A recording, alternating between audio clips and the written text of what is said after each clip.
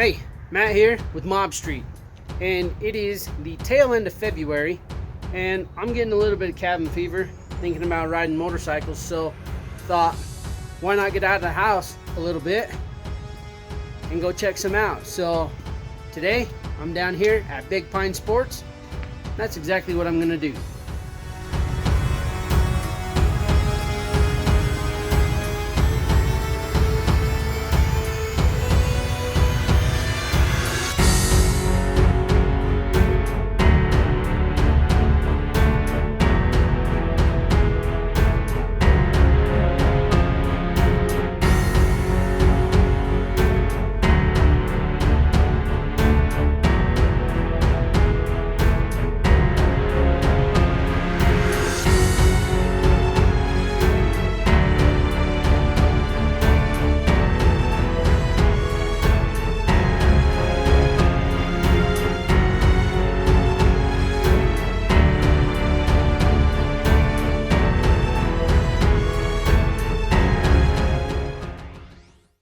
Today, we're here with the 2019 Kawasaki Z650. Now, I know that the 2020 models are already out and that this is kind of old news, but that's another thing I wanted to talk about. So the other day, we came in here with my brother and he was looking, first time motorcycle buyer, looking for a bike.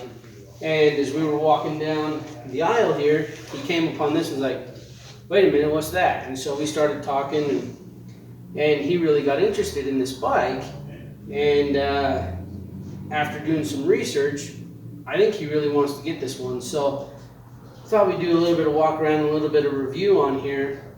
Now, in 2017, Kawasaki totally redesigned the frame of the Z650. And the 650 engine is not something new to Kawasaki. They've had it on the Ninja for quite a while. So with the addition to the naked frames, I think this is a killer combination. And I would say one of its major competitors right now is the MT-07. And you put these two bikes right next to each other, the MT-07 and the Z650, and they kind of look almost exactly the same.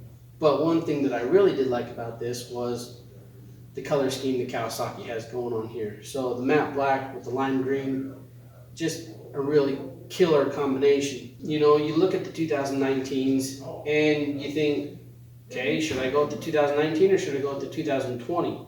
So that's one thing that I want to hit on also. The 2020 is out, like I said, and is there any real difference between the 2019 and the 2020?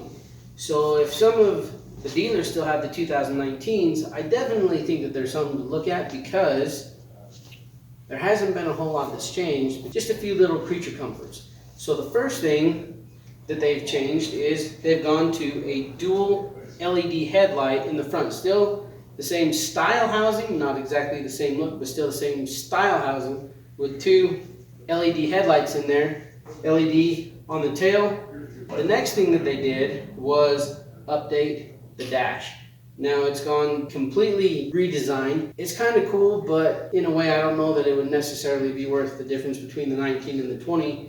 They have made it to where it is Bluetooth capable, meaning you can connect your phone to it, you can get your text notifications, your phone call notifications, and if you have the Rider app that goes along with it, it can track where you've gone, how many miles you rode, and then when you get home you can log all that. So that's kind of a cool feature. There's just been maybe a little bit of passenger comfort added to it, just a little bit thicker seat on there so that the passenger has a little bit more cushion. Is that really worth, spending that extra money on the 2020 over the 2019? The difference in cost between the 19 and the 20, maybe the dealers are trying to get rid of those 19s and they're going to give you a little bit of a discount on there. With that though, the first thing that I would do, get rid of this guy. I would go get, the fender eliminator kit on there. There's a lot of them online right now that you can find. That would be one of the first things that would go, because with the fender eliminator kit on there, this bike looks super clean and it just kind of really completes that tail end there.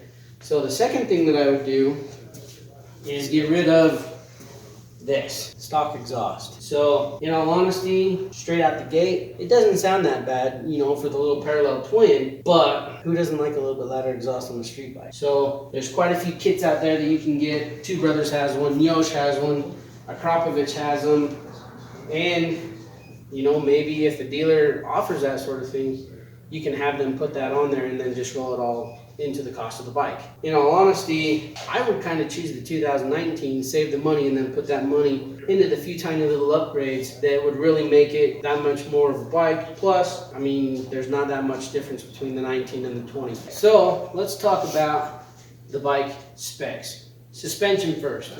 4.9 inches of travel in the front, the rear 5.1. So it's got quite a bit of cushion on there. Your tires, the Dunlop Sport Max, you got the 120 in the front, the 160 in the rear. You ever wear those out? The new Sport Max 2 is out, which I've heard is better than the original Sport Max. Plus, you have all the Michelin Pilot Road as well, which are a good choice to go with also. Gas tank, 4 gallons. So, I mean, it's substantial. Plus, 47 miles estimated, miles per gallon on there. You can go quite a bit on a tank. So, with all that being said, I really don't think you can go wrong with the 2019 or the 2020. Cost savings wise, I'd probably go with the 19 and just do those few little upgrades that I had talked about, and then I think you got a good bike. So if there's any questions, if there's any comments, feel free to leave those below. I do my best to get back to those as soon as I can, and then I also get feedback out of them, whether it be good or bad, and I try to make sure that I take that into consideration within the next one and try to make them as good as I can. So anyways, we're down here again at Big Pine Sports. If you have any questions, feel free to give them a call or put them in the comments below and I'll ask them for you. And I hope you enjoyed this. Hope it was informative. Again, I'm Matt. This is Mob Street, and thanks for watching.